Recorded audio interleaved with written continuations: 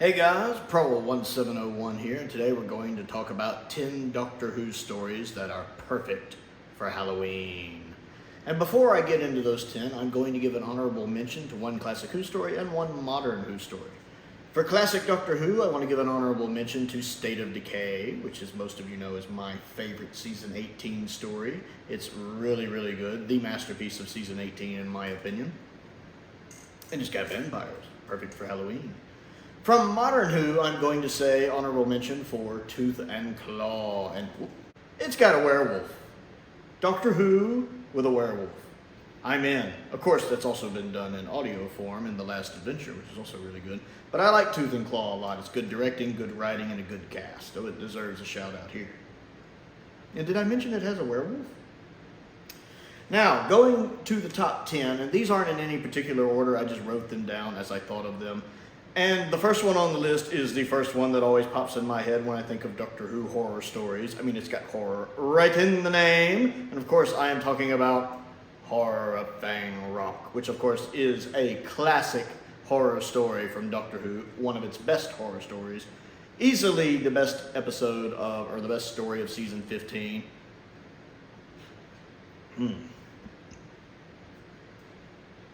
I really enjoy this one, the atmosphere of it. The Doctor and Leela, watching the Doctor figure out what's going on, watching him realize that it's trapped in the lighthouse with them. I enjoy the guest cast. For the most part, the one woman's very irksome. The actress playing her does a very good job of making her irksome.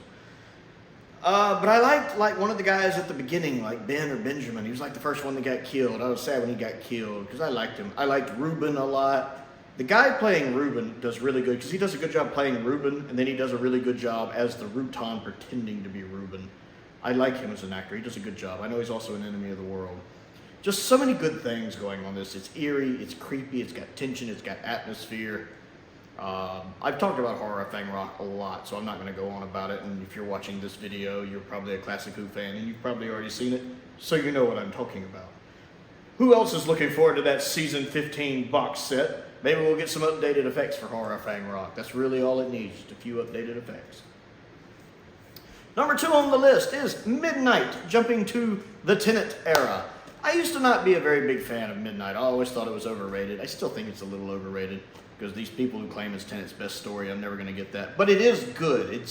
Once again, it does a really good job of setting up this wonderful claustrophobic space where everything in the episode basically is happening in this very small space. So you have everybody trapped in together.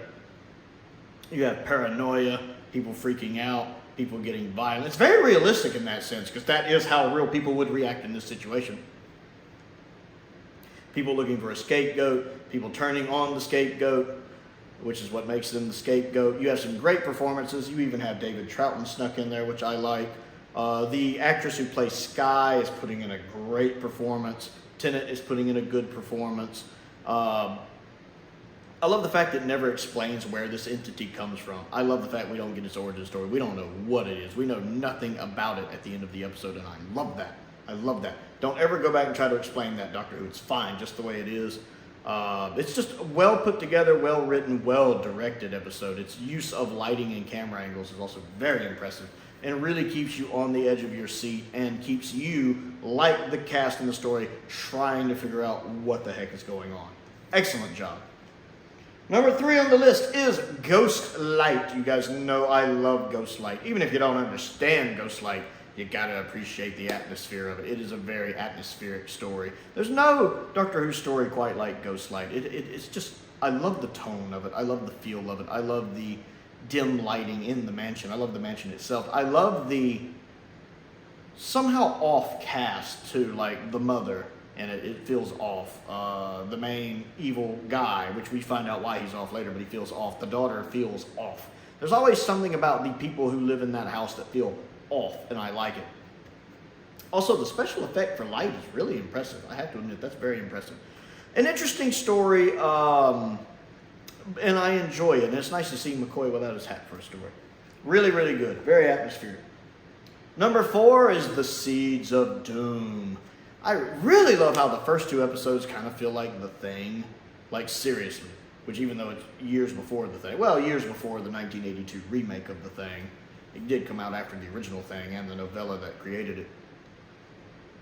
But they really tonally feel like the Thing. Again, you have them isolated in the Arctic. You have these creatures that possess you. There's something inherently creepy about something taking over something and possessing it and destroying the person inside and using it as a host.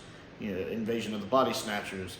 Even though that's not quite what's happening there. The Borg, the Cybermen. Anytime something is oh God, what happens to that woman in Superman 3? That is the stuff of freaking nightmares, that scene. There's something inherently creepy and scary about that, about losing control of oneself, and this dips into that really well.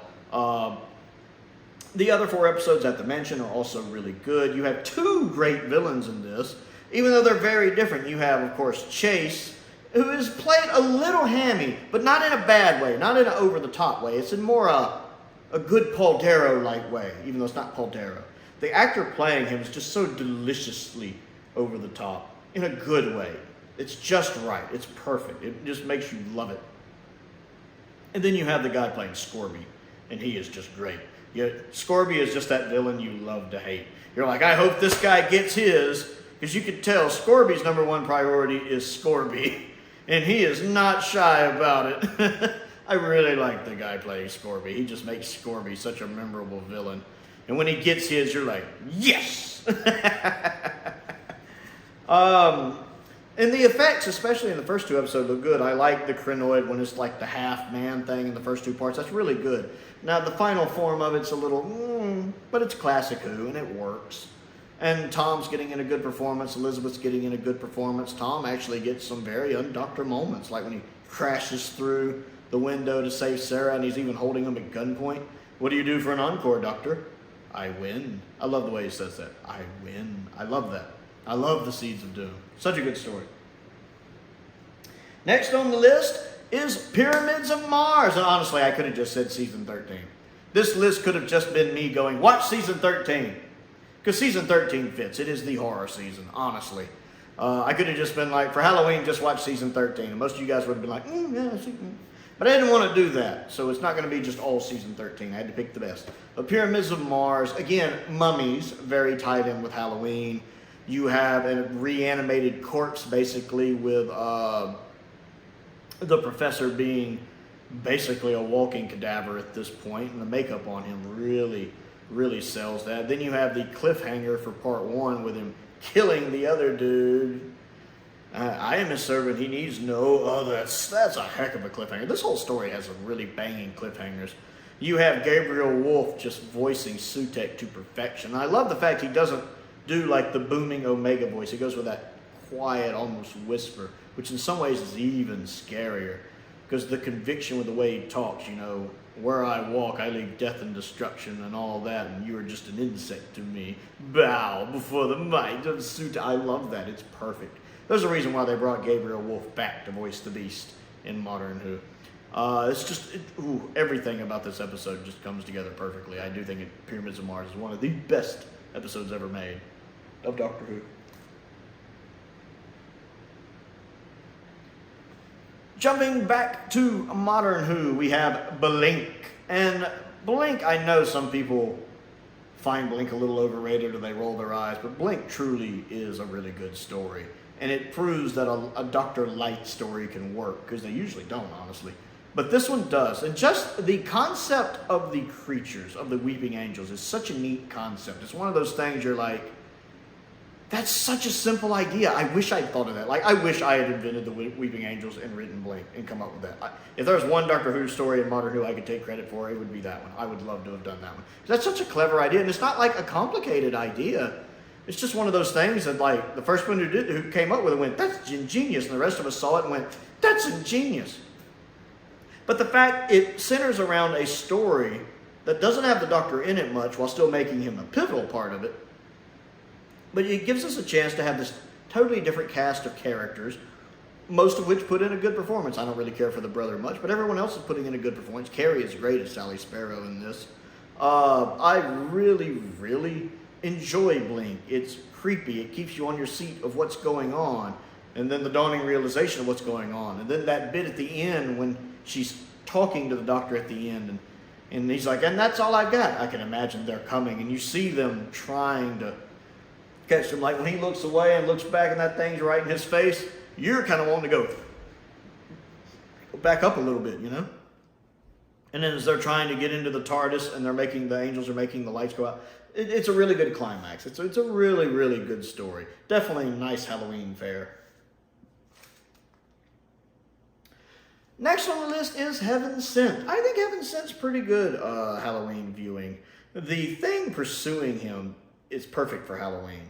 The little creature in the robes that's basically death with the flies. There's some good little jump scares in it, like when she reaches out of the grave to get him being in the room spinning around, the skulls in the ground, him diving out the window. There's a lot of stuff. I don't know if everyone would agree it's a good Halloween story, but I think it is. I find it a really good Halloween story. I mean, he's kind of trapped in a hell of his own making if you think about it for that long. Yeah, that sounds like hell to me.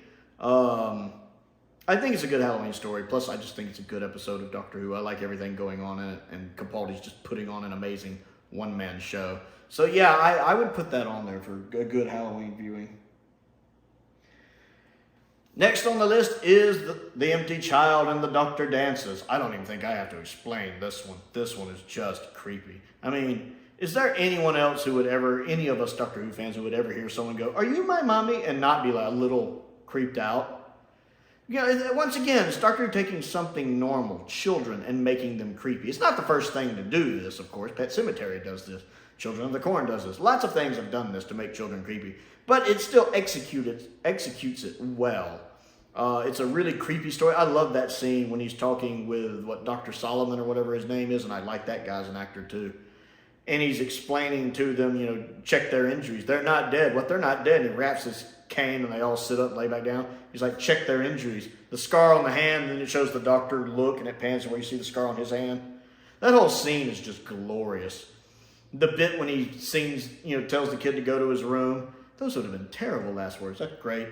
When they're in the kid's room and you realize the tape ran out, I sent him to his room. This is room. There's so many excellent scenes in this.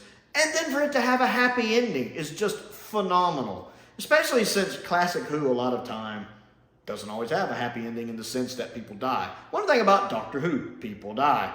Look at the horror of Fang Rock, people die. That's just Doctor Who, people die. So the fact that he is able to save everyone is pretty cool. And you see how excited Eccleston's doctor is in it. Because, especially for his doctor who's been through so much and has suffered so much, you see that pure joy on his face when he gives his Everybody Lives speech. And for us who grew up with classic Who, we understand the importance of that speech because it is rare he's able to save everyone like that. So we get to experience his joy as he's experiencing it. It's a great ending to a great episode. Next on the list is the Brain of Morbius. Yes, we're back to season 13. And this, of course, is basically Frankenstein. And, of course, who wouldn't want to watch a Frankenstein Doctor Who episode on Halloween? It's really, really, really good. I like the Brain of Morbius. It's something about the sets and the use of lighting and the camera angles. It just fits Halloween for me. I like the guy playing Solomon. He's always good. Philip Modak or whatever his name is. He's always good when he shows up in Doctor Who. I actually like Morbius. The creature looks a little... Actually, it's not bad for classic Who. It's not bad. The human arm feels out of place, but the rest of it's not bad. I enjoy the mind battle with the Doctor. I like the Sisterhood of Khan. I like everything about the Brain of Morbius. It just comes together really, really well. It's definitely good Halloween viewing. And then last on the list, because it has to be on the list, as I consider it the scariest Doctor Who episode ever made, is The Unquiet Dead. This one unnerves the crap out of me. Once again, you go back to that fear of something else taking over your body or using your body, whether you're still alive or dead. And this is, of course, basically other entities reanimating corpses and using them as hosts, basically kind of zombie-like. And they're very creepy looking. The actors playing them do a good job of them being unhuman-like. There's something unnerving about seeing something that's almost human but not quite. Like somehow we know. It's kind of like when you see when they're trying to do CGI on faces and it looks off. Like for some people might say on Moff Tarkin in Rogue One or something, or Jeff Bridges in Tron Legacy. There's something about it that we just instinctively know it doesn't look right. And in some cases, it can be very unnerving. It can either put you off, like maybe Tarkin or Kalu did, but sometimes it puts you off in a creepy way, like in really good zombie movies where you just know that thing's not human anymore. One of the reasons I think the Autons might be considered scary. You can tell they're not quite human, and there's just something on a subconscious level, possibly unconscious level, that just is dreadfully unnerving about it. And they pull that off really well in this episode. It creeps me out more so than any other Doctor Who episode. The guy playing Charles Dickens is great, by the way, is absolutely great. When he sees her in that field, and it looks something a bit like that, and you see her face with the blue, that's creepy. When they're sitting there trying to reach the Doctor and Rose in the gate at the end, it's so well executed, while also being a good story. So yes, The Unquiet Dead, not only does it deserve to be on the list, if I was ranking them, it'd be at the top of the list. It's a creepy one. So this is my list of 10 Doctor Who stories that are perfect viewing on Halloween. I'd like to know what your list would be. Comment down below and let me know. And let me know what you think of my choices. Other things to do. Don't forget to click the like button and the subscribe button and the bell for notifications. I also have a P.O. box if there's anything you'd like to send me to look at and review. That's down in the description, as is a link to my Patreon if you would like to support me on that. Several tiers to choose from. My entry-level tier is only $2 a month. I want to give a shout out to some of my top tier patrons, Stephen Crane, Colin Coney, and Finn Perkins. I appreciate their support, as I do the support of all of my patrons. It does make a difference. I have YouTube memberships available, and a link to my Amazon wish list is down there as well. Most importantly, thank you for watching.